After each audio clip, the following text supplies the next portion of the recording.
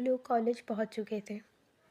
परीक्षा गाड़ी से निकलने लगी तो इतने में अपने पीछे बुरहान की आवाज़ सुनकर वो रुक गई। तुम्हें अगर कोई भी परेशानी हो या कुछ भी पूछना हो तो सबीन के पास जाया करो। इस कॉलेज के लोग इतने अच्छे नहीं हैं जितने तुम समझ रही हो। परीक्षा उसका मतलब तो नहीं समझ पाई और ना समझी से उसे देख रही थी। मेरा मतलब है कि वो तुम्हारी फ्रेंड है, तुम्हारी मदद करेगी, उसके पास ही जाया करना। परीक्षा को कुछ समझ नहीं आया, सिर्फ जी में सर हिलाते हुए बाहर की तरफ चली गई। वो उससे दूर जाते हुए खुद से देख रही थी। गाड़ी दूर जाते जाते कॉलेज के दरवाजे से पार हो चुकी थी। उसकी आंखों से गायब होकर वो पार्किंग में बढ़ चुकी थी। हर रोज़ की तरह आज भी वो कॉलेज में शोर शराबा मचा हुआ था। वो थोड़ा ही आगे चल रही थी कि उसे सबीन नज़र आ गई। वो उसके गले लगी और सबीन उसे अपने साथ ले जाने लगी। कहाँ ले जा रही हो सबीन, बताओ तो सही, बेफिक्र रहो। वो उसको बताते हुए चुप करवा रही थी। वो चुप करके उसके साथ चल रही थी। थोड़ा आगे बढ़कर सबीन ने उसकी आंखों पर सुर्ख पट्टी बांध दी। क्या कर रही हो तुम, मेरी आंखें क्यों बंद कर रही हो? वो गड़बड़ाते हुए उससे पूछ रही थी। उसे कुछ समझ नहीं आ रहा था कि क्या हो रहा है। अब तुम चुप कर जाओ वरना तुम्हारे मुंह पे भी पट्टी बांध दूंगी। कितना बोलती हो तुम, मुझे तो यकीन नहीं आता कि तुम वही परी हो जो कुछ नहीं बोलती थी। अब तो देखो कैंची की तरह ज़बान चलती है तुम्हारी। वो उसकी बात पर परी बेख्तियार हंसने लगी। उस पल उसे बिल्कुल बिल्कुल भी कुछ याद नहीं था।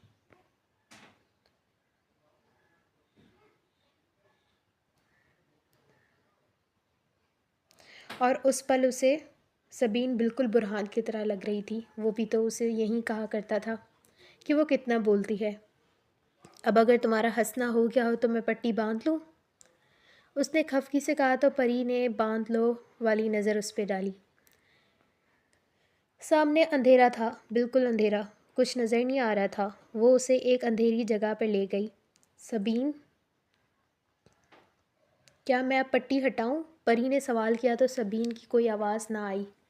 देखो मैं तुमसे पूछ रही हूँ, मुझे बताओ। सबीन की आवाज़ ना पाकर वो घबरा गई और फ़ौरन अपनी आंखों से पट्टी हटाई। उसकी चारों तरफ सिर्फ अंधेरा था, ऐसा अंधेरा जिससे अपने हाथ भी कोई ना देख पाए। सबीन, उसके हलक से आवाज़ नहीं निकल रही थी, लफ्ज़ टूट टूट के अदा हो रहे थे। सबीन, कहाँ हो तुम, कहाँ लेकर आई हो मुझे? वो रोने को हो गई थी। इतने में उसको अपने दाहिने कान की तरफ एक सरगोशी सुनाई दी। Happy birthday the most beautiful girl in the world. वो यकदम पीछे की तरफ मुड़ी थी और जैसे ही उसने अपनी गर्दन मोड़ी उसके सामने सियाह आँखों और भूरे बालों वाला हैंडसम सा लड़का खड़ा था। वो हैरान थी, बहुत ज़्यादा हैरान। हैप्पी बर्थडे परी, उसे अपने पीछे से चिल्लाने की आवाज़ आई थी और जैसे ही उसने उन लोगों की तरफ देखा तो वाकई में वह हैरान हो गई। कॉलेज के कुछ स्टूडेंट जिनसे उसकी बस सलाम दुआ ही थी, वो सब लोग खड़े थे। उनके बीच में ही सबीन भी खड़ी थी। ये कॉलेज का अलग हिस्सा था जिसमें ज़्यादा स्टूडेंट्स नहीं आया करते थे।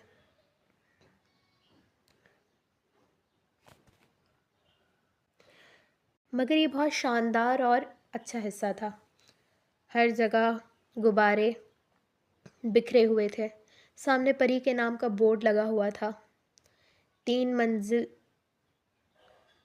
तीन मंजिला बहुत खूबसूरत केक उस टेबल पर रखा हुआ था जिस पे बहुत प्यारे अल्फाज में परी लिखा हुआ था। बहुत अच्छे अल्फाज में परी नुमा डॉल लिखा हुआ था। वो सब देखकर उसकी आंखों से एक आंसू टूटकर उसके रुखसारों पर गिरा था, मगर उस आंसू को ज़मीन पर गिरने नहीं दिया गया। किसी ने अपनी उंगलियों से वो आंसू रोक लिया था। यह आंसू बहुत कीमती है, इसे यूँ ज़ाया मत करो। शहरयार उसके बराबर में खड़ा हो चुका था। सबीन परी को आगे की तरफ बुला रही थी। वो उसे टेबल की तरफ ले गई थी जिस जगह सबीन लोग खड़े हुए थे, और वहीं पर ही स्टेज भी था। परी ने लाइट ब्लू कलर का बहुत खूबसूरत फ्रॉक पहना हुआ था जो पैरों तक आता था। वो यूं ही आगे की तरफ बढ़ने लगी कि किसी चीज़ से टकराकर अभी वो गिरने ही लगी थी कि किसी ने उसे थाम लिया। बहुत मजबूती से थामा था। ध्यान से, आपको लगा तो नहीं? वो फिक्रमंदा अंदाज में पूछ रहा था। परी ने नफ़ी में सर हिलाया। परी को ऊपर चढ़ाने के लिए शहरयार ने हाथ का सहारा देना चाहा और उसने उस सहारे को थाम लिया और उसके साथ आगे पहुंच गई। परी ने कैंडल बुझाई तो सबीन कहने लगी, कोई विश मांगो। परी ने आंखें बंद की और सोचने लगी क्या विश मांगूं, और फिर यकदम अपनी आंखें बंद करके उसकी आंखों के पर्दों पर किसी का चेहरा जगमगाया था। एक ऐसा चेहरा जिसने परी का सब कुछ बसता था, जो परी का मुहाफिज था, जिसको परी की आदत हो गई थी। परी को भी उसकी शिद्दत वाली आदत हो गई थी। वो जिसे कभी तकलीफ़ में नहीं देख सकती थी, वो जिसे कभी रोते हुए नहीं देख सकती थी, वो जिसने अपनी जान की परवाह किए बगैर परी की जान बचाई थी, वो शख्स जो उसके लिए बहुत ज़्यादा अहम था, उसका दोस्त, उसका साथी, उसका मुहाफिज, उसका शरीक हयात, उसका शौहर। परी ने अपनी आंखें बंद की और विश मांगने लगी, और शहरयार की आंखें सिर्फ परी पर ही थीं, जो अपने होंठ हल्के से हिला रही थी। वो जानना चाहता था कि वो क्या मांग रही है। वो वाकई में जानना चाहता था। आज शहरयार मंसूर का दिल उसके काबू से बाहर हो रहा था। उसे तजस्सुस था। और कुछ ही पल बाद परी ने अपनी आंखें खोली और केक कट करने के लिए कैंडल्स बुझाने लगी। हर तरफ हैप्पी बर्थडे की आवाज़ें गूंज रही थीं। परी ने केक कट किया तो सबीन को खिलाने लगी, मगर सबीन तस्वीरें खींचने में मसरूफ़ थी। तो फिर अपने बाएं जानिब खड़े उस लड़के को खिलाने लगी। शहरयार ने उसके हाथ पर अपना हाथ रखा और केक खाया, और फिर वो थोड़ा सा ही केक उसकी तरफ बढ़ाने लगा। परी खाने लगी, खुश रहो हमेशा ऐसे ही। आज शहरयार मंसूर जो भी अल्फाज अदा कर रहा था वो अपने दिल से अदा कर रहा था। ये बात कोई समझ नहीं पा रहा था, मगर खिड़की पर खड़ा एक वजूद बखूबी समझ पा रहा था, जिसके दिल को कुछ हुआ था, जिसके दिल में नफ़रत और बढ़ गई थी। जब वहाँ पर सेलिब्रेशन ख़त्म हो गई तो सब लोग क्लास की तरफ बढ़ गए थे। उसी वक्त सबीन ने परी को बताया था कि ये सब शहरयार ने किया है। परी नासमझी से उसे देख रही थी। उसे किसने बताया कि मेरी बर्थडे है? वो तो मुझे भी नहीं पता। बस मुझे उसने सुबह कॉल की थी और सारा प्लान बता दिया था, और उसने कहा था कि मैं तुम्हें भी साथ लाऊं। सबीन भी नहीं जानती थी कि शहरयार को कैसे पता चला। परी को भी कुछ समझ नहीं आ रहा था। क्लासरूम के बाहर वो लोग पहुंचे ही थे कि सामने का मंजर देखकर वो लोग हैरान हुए। बुरहान बोर्ड के सामने संजीदा चेहरे के साथ खड़ा हुआ था। परी यूं ही आगे बढ़ने लगी कि बुरहान ने उसे रोक दिया। कहाँ थी आप लोग? सीधा सवाल। सर वो, अभी परी कुछ कहती कि सबीन बोलना शुरू हुई, मगर बुरहान ने उसे रोक दिया। सबीन, मैं परी से पूछ रहा हूँ। हाँ तो मिस परी सिद्दीक, कहाँ थी आप? और आपके चेहरे पर ये क्या लगा हुआ है? सबीन ने चेहरा गौर से देखा तो परी के गाल की तरफ केक लगा हुआ था। केक की थोड़ी सी क्रीम लगी हुई थी। सबीन ने परी को हाथ से इशारा किया तो उसने फ़ौरन अपना चेहरा साफ करने लगी। शायद मैं कुछ पूछ रहा हूँ, अब आपकी अगर बातें हो गई हो तो मुझे बता दें। उसकी आवाज़ हल्की थी मगर रोबदार थी। उसका ये रूप देखकर परी सबीन भी हैरान थी। मेरे साथ थी ये, और उनके चेहरे पर केक की क्रीम मैंने लगाई है। उन दोनों के पीछे से किसी की आवाज़ बुरहान के दिल को जलन की एक और राह पे मुब्तला कर रही थी। अब शहरयार परी और सबीन को पार करके आगे की तरफ आ गया था। आपको जो पूछना है मुझसे पूछिए। सर, उसने सर पर जोर दिया था। शायद मैं आपसे बात नहीं कर रहा।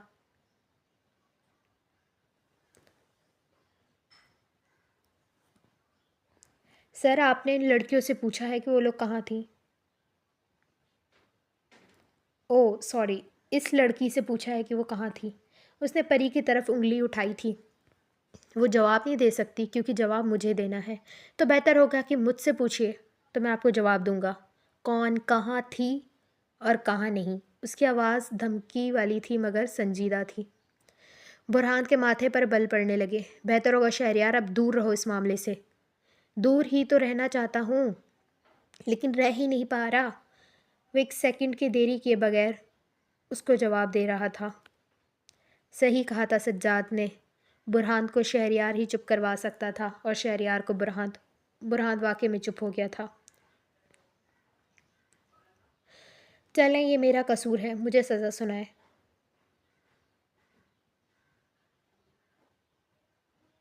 और वैसे भी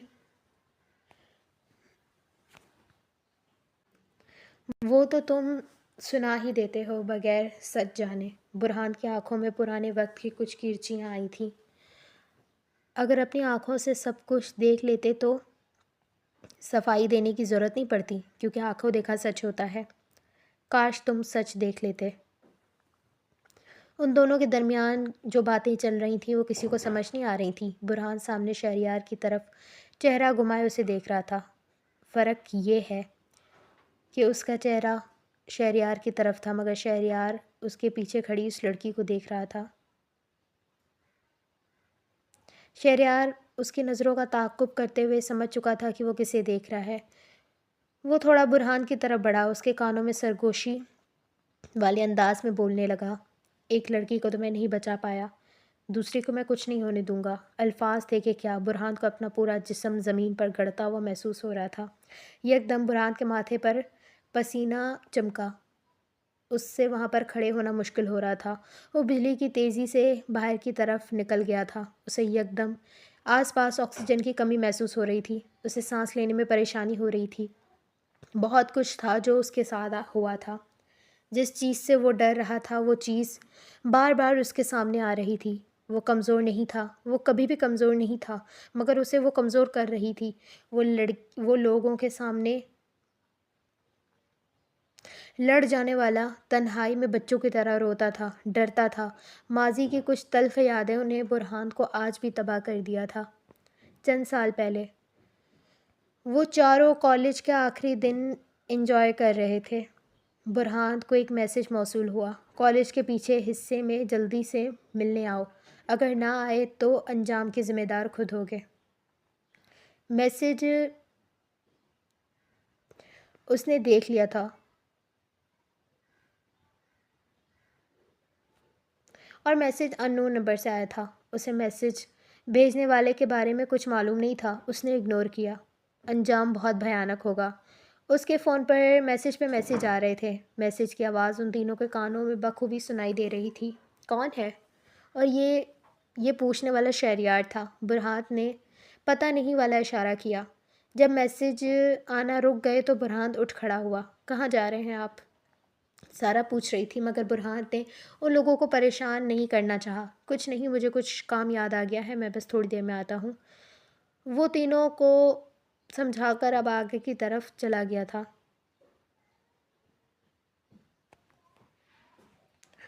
और वैसे भी वो तीनों समझ गए थे कि अगर वो एक बार मना कर चुका है तो 1000 बार पूछने पर भी वो नहीं बताएगा। वो तीनों ठीक है वाली नज़र उस पर डालकर दोबारा खाने में मसरूफ़ हो गए। बुरहान मोबाइल को उठाकर कॉलेज के उस हिस्से में जाने लगा जिस हिस्से में उसे बुलाया जा रहा था। वो यूं ही उस हिस्से तक पहुंचा कि सामने खड़े उस वजूद को देखकर वो हैरान हो गया। एकदम उस लड़की ने बुरहान को देखा और उसकी तरफ चली आई। अभी वो बुरहान को गले लगाने वाली थी कि बुरहान उससे दूर हो गया। पागल हो गई हैं आप? क्या कर रही हैं ये? रुबाब खुद को संभाल चुकी थी और फिर उसके मुकाबले आकर खड़ी हो गई। बुरहान, मैं बहुत मोहब्बत करती हूँ आपसे, आप सोच भी नहीं सकते इतनी करती हूँ। मैंने जब आपको पहली बार देखा तभी आप पे दिल हार बैठी थी। एकदम बुरहान के 14 तबक रोशन हो चुके थे। वो आंखें खोले सिर्फ उस लड़की को देख रहा था। वो ये तो जानता था कि रुबाब उसे पसंद करती है, मगर इस हद तक वो नहीं जानता था। मैं आपसे हद से बढ़कर मोहब्बत करती हूँ। मैं आपके लिए कुछ भी कर सकती हूँ बुरहान, कुछ भी। बोलते हुए उसकी आंखों में एक अजीब सी वहशत थी। उस वक्त उसकी हालत ऐसी लग रही थी कि बुरहान उसे कहता कि अपना हाथ काट दो तो वह एक सेकंड भी ना लगाती। देखो, मुझे आपकी तबीयत ठीक नहीं लग रही है, इसलिए आप घर जाएं। ठीक ही तो नहीं हूँ मैं? इतने सालों में मैंने कितनी कोशिशें की हैं आपको अपनी तरफ माइल करने की, लेकिन आप होते ही नहीं हैं, आप मेरी तरफ आते ही नहीं हैं। मेरी सारी कोशिशें रायगा गई हैं। आप मुझसे और दूर भागते हैं जितना मैं आपको अपने करीब करने की कोशिश करती हूँ। आपको रहम नहीं आता मुझ पे? उसकी आवाज़ बुलंद होती जा रही थी। बुरहान अपना हाथ सीने पर बांधते हुए उसका जुनूनी अंदाज देख रहा था। मैंने हर बुरे वक्त में आपका साथ दिया। आपके बाबा की डेथ के बाद जब आप ट्रॉमा में चले गए थे, तब मैं रोज़ आपके पास आती थी। आप डिप्रेशन में जा रहे थे, मैं आपको बचाने की कोशिश कर रही थी, मगर आप मुझसे मिलते नहीं थे। मेरे आँखों में बहुत आँसू आते थे और इस वक्त भी उसके आँखों में तूफ़ानी बारिश जैसे आँसू थमे हुए थे, जैसे अभी गिरने लगे हों। और मैं इस हद तक चली गई कि मैं आपके लिए कुछ भी कर सकती हूँ। उसकी आँखों में एक गुस्सा था, एक जुनून था, एक तैश था। मैं रुबाब महमूद, जिस पर लोग मरते हैं, लेकिन मैं आप पर मर मिटी हूँ। देखें, देखें तो सही मुझे। वो अपने कपड़ों की तरफ इशारा करते हुए बुरहान को बता रही थी। मैं जब यहाँ पे आई थी तो मैं ऐसी नहीं थी। नहीं बुरहान अहमद, मैं ऐसी नहीं थी। मैंने अपनी ज़िंदगी, अपने रहन सहन, अपने कपड़े सब कुछ बदल दिए। मैं ये शलवार कमीज़ नहीं पहनती थी, मैं ये फ़्रॉक नहीं पहनती थी। मैंने अपनी ज़िंदगी में कभी नमाज़ नहीं पढ़ी थी। मैंने अपनी ज़िंदगी में कभी सर पर दुपट्टा नहीं रखा था। मगर देखो बुरहान, देखो। उसका लहजा रोंदा हुआ लग रहा था। आपने सारा को बताया था कि आपको शलवार कमीज़ पहनने वाली लड़कियां पसंद हैं। देखें, मैं पहनना शुरू हो गई। आपको नमाज में सुकून मिलता है तो मैंने आपके लिए नमाज़ पढ़ना शुरू हो गई। आपको पर्दे वाली लड़कियां पसंद है तो देखें, मैं पर्दा करने को भी तैयार हूँ। बुरहान अहमद, ये रुबाब महमूद आपके लिए ख़ुद को मुकम्मल तब्दील कर चुकी है, तो फिर आप मुझसे मोहब्बत क्यों नहीं कर सकते? क्यों नहीं होती आपको बुरहान, क्यों? वो घुटनों के बल ज़मीन पर बैठ गई थी। उस वक्त बुरहान को उस लड़की पर बहुत तरस आ रहा था। वो भी इसी तरह ज़मीन पर बैठा और बहुत नरमी लहजे में कहने लगा, आपने नमाज़ पढ़ना शुरू की, बहुत अच्छी बात है, मगर रुबाब, आप ये भूल गई कि नमाज इंसान को अल्लाह के करीब करती है, क्योंकि नमाज इंसान अल्लाह के लिए पढ़ता है, ना कि लोगों के लिए। आप जानती हैं, अगर आप किसी को मुतासिर करने के लिए इबादत करें तो उसको इबादत नहीं कहते, बल्कि रियाकारी कहते हैं। अगर आप अल्लाह के लिए पढ़ती तो आप अल्लाह के करीब हो जाती, अल्लाह आपसे राज़ी हो जाता। मगर आप मेरे लिए पढ़ रही थी, मुझे राज़ी करने के लिए पढ़ रही थी। ये गलती है आपकी। मैंने आपको ये कभी भी नहीं कहा कि आप ख़ुद को मेरे लिए तब्दील करें। रुबाब की आंखों से आंसू बहे जा रहे थे और वो बस देखे जा रहा था। आप मुझे बताएं, मैंने आज तक आपको कोई भी ऐसा एहसास दिलाया हो, कोई भी ऐसी हरकत की हो जिससे आपको ये महसूस हो रहा हो कि मैं आप में दिलचस्पी लेता हूँ? वो खामोश रही। वो कुछ बोल ही नहीं पा रही थी, क्योंकि उसके पास कोई जवाब ही नहीं था। आप नहीं जवाब दे सकती, क्योंकि आप जानती हैं कि मैंने आज तक कोई ऐसी हरकत नहीं की। रुबाब, आप बहुत अच्छी लड़की हैं। आप सबका ख्याल करने वाली, सबका एहसास करने वाली एक रहमदिल लड़की हैं। मगर मुझे आपसे मोहब्बत नहीं है। मैं मोहब्बत कर ही नहीं सकता। ये चीज़ मेरे इख्तियार में नहीं है। जो जज्बाती इंसान मोहब्बत महसूस करता है, मैंने वो कभी महसूस किए ही नहीं है, ना मैं कर सकता हूँ। उसके आंसू में और इजाफा हो गया था। तो बेहतर होगा खुद पर ध्यान दीजिए। और मुझे पूरा यकीन है कि आपने खुद को तब्दील किया है मेरे लिए, लेकिन आप अल्लाह के लिए खुद को तब्दील करें। आप अल्लाह के लिए खुद को तब्दील करेंगे, फिर जो दुआएं मांगेंगे आपको मिल जाएगी, मगर मेरे लिए खुदा के वास्ते ये ना करें। वो नरमी से उसे समझा रहा था। और वैसे भी आप मेरे जैसा इंसान डिज़र्व नहीं करती, क्योंकि मैं अच्छा इंसान नहीं हूँ। आप मेरे ज़ाहिर से मुतासिर होकर मुझसे मोहब्बत कर बैठी हैं, मगर आप मेरा बातिन नहीं जानती। कोई भी नहीं जानता। और आप मेरे अगर बातिन जान लें तो आप मुझसे पनाह मांगेंगी। हर इंसान के दो रूप होते हैं। एक रूप जो वो सबको दिखा चुका होता है और दिखाता है और सब उससे मुतासिर हो जाते हैं, और एक रूप वो होता है जो किसी को दिखाता नहीं है और लोग उससे खौफ खाते हैं। और मेरे भी दो रूप हैं, एक रूप मैं सबको दिखा रहा हूँ, एक रूप मैंने किसी को नहीं दिखाया। अगर दिखाता तो सबको खौफ महसूस होता। लफ्ज़ थे कि क्या, रुबाब को अपना पूरा जिस्म मिट्टी में धंसता हुआ महसूस हो रहा था। बुरहान ने आखिरी नज़र उस पर डाली और उठने लगा कि रुबाब ने उसका हाथ पकड़ के उसकी आंखों में आंखें डालकर बोलने लगी, मुझे आपका हर रूप कबूल है, ज़ाहिर बातिन हर रूप, और आज रात सब वाज़ी हो जाएगा। मैं रात के 12 बजे इसी मकाम पे आपका इंतज़ार करूँगी। अगर आ गए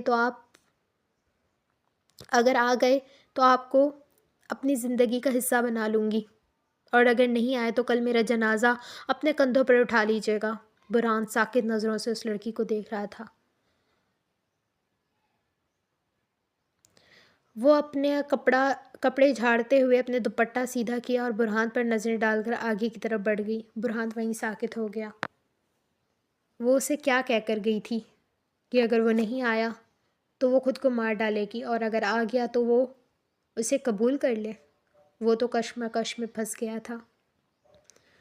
बुरहान अपने ऑफिस में जा चुका था। शहरयार की बातों से बहुत कुछ उसे याद आया था। उसे सांस लेने में मुश्किल हो रही थी। वो अपने हाथ सीने पर रख कर बैठा हुआ था कि किसी ने दाईं जानिब से पानी का गिलास उसे पेश किया। जब उसने सामने देखा तो वो सर शाहिद थे। बुरहान, रिलैक्स हो जाओ, तुम जानते हो वो जानबूझकर ऐसी हरकतें करता है ताकि तुम्हें कमज़ोर कर सके। मैं कमज़ोर नहीं हूँ सर, मैं हरगिज़ कमज़ोर नहीं हूँ। वो अपने पुराने रूप में वापस आ चुका था। वो कितना भी कमज़ोर था, मगर वो दूसरों को ये नहीं दिखाता था। मैं जानता हूँ तुम कमज़ोर नहीं हो, इसलिए पुरसुकून हो जाओ। मैं ठीक हूँ सर। बुरहान बहुत मुश्किल से खुद पर काबू करते हुए सामने देख रहा था। अब ये सारी परेशानियाँ तुम छोड़ दो। बुरहान, खुद को संभालो। और सर की बातें सुन के बुरहान खुद को संभाल चुका था। वो सर शाहिद की सारी बातें तवज्जो के साथ सुन रहा था। मैंने आजकल कुछ महसूस किया है जो मैं यकीन से कह सकता हूँ कि तुमने भी महसूस किया होगा। बुरहान सवालिया नज़रों से उन्हें देख रहा था। ओ भाई, अब तुम मुझे ऐसे मत देखो जैसे कि मुझे कच्चा खा जाओगे। बताता हूँ। मगर वो वाकई में कुछ नहीं जानता था। शहरयार आजकल बहुत ज़्यादा परीशे के साथ दिखाई दे रहा है। और बुरहान को सारी बातें समझ आ गई थी। वो बेख्तियार चेहरे से नज़रें हटाए उनकी बातें सुन रहा था। देखो, मेरे स्टूडेंट तुम भी रह चुके हो, वो भी। मैं तुम दोनों को बहुत अच्छी तरीके से जानता हूँ, जितना शायद तुम लोग भी नहीं जानते। मुझे लगता है वो परी में दिलचस्पी ले रहा है। और उस पल बुरहान के कानों में जब ये अल्फाज गए तो उसके कान सुर्ख हो गए। उसके चेहरे के तासुर यकदम सख्त हो गए। उसके आंखों में गुस्सा, दिल में जलन, क्या नहीं महसूस हो रहा था। सर, मैं आइंदा इस बारे में कोई बात नहीं करना चाहता। उसका लहजा पुरसुकून था, मगर अल्फाज सख्त अदा कर रहा था। सर शायद उसकी बात सुनकर चुप हो गए। जैसे वो बाहर की तरफ जाने ही लगे थे कि एक बात याद आकर खुशी से बुरहान की तरफ देखते हुए बोलने लगे, सारा आ रही है। अब बुरहान के अपने कानों पर यकीन ना आया। वो हैरान नज़रों से सर शाहिद को देख रहा था। जैसे ही उन्होंने उसकी नज़रों में सवाल देखा तो फिर बोलने लगे, मैंने उसे पढ़ाई के लिए पाकिस्तान से बाहर भेज दिया था, तो बस पढ़ाई कंप्लीट हो गई है, तो वो कल वापस आ रही है। बुरहान के चेहरे के सारे तासुर अब नॉर्मल हो चुके थे। उसका चेहरा खिल उठा था। सारा उसकी छोटी बहनों की तरह थी। उसे याद थी, सारा हरगिज़ पाकिस्तान छोड़ के नहीं जाना चाहती थी, मगर जब उसे एयरपोर्ट छोड़ने के लिए वो लोग गए थे तो वो बच्चों की तरह रो रही थी। और उसको और वो इसको छोड़ के नहीं जाना चाहती थी। आज 7 साल बाद वो वापस आ रही थी, यानी खुशियों का वक्त करीब आ रहा था। मगर वक्त हमेशा एक जैसा नहीं होता। इन अल्फाज के मायने सैयद बुरहान अहमद शाह ज़्यादा अच्छी तरीके से समझ सकता था।